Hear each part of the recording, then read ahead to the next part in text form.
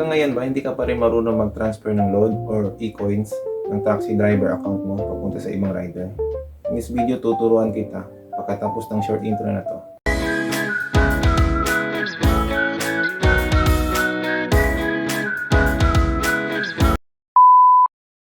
Maka-transfer tayo ng load or e-coins pupunta sa ibang rider, ang una natin gagawin ay buksan ang taxi driver app.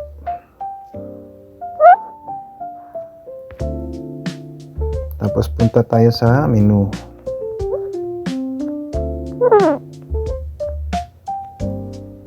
Tapos punta tayo dito sa money.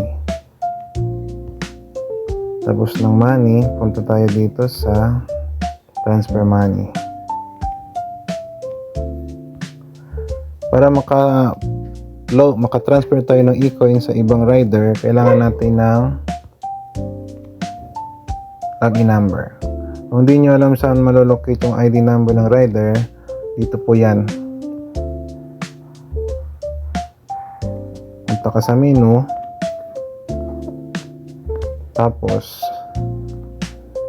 dito po yun nakalagay ang account number nila.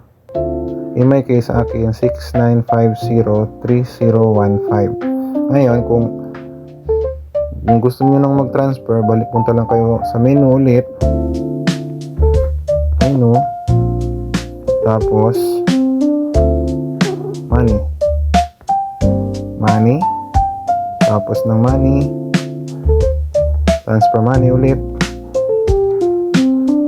Tapos ilagay nyo lang dito yung login number or account number ng rider. Tapos ilagay nyo yung amount kung magkano yung ita-transfer nyo na load or e-coins. Tapos one set ng lahat, pindutin mo lang yung transfer. Ganyan lang guys mag-transfer ng e-coins or load papunta sa ibang rider. Kung meron pa kayong mga tanong, huwag kayong mahiya, mag-comment kayo below at pag-usapan natin. Tapos huwag niyong kalimutan i-like ang video para mas marami pang makakanood, at mag-subscribe na rin kayo para sa mga susunod pang mga tips. Yun lang guys. Salamat sa panonood.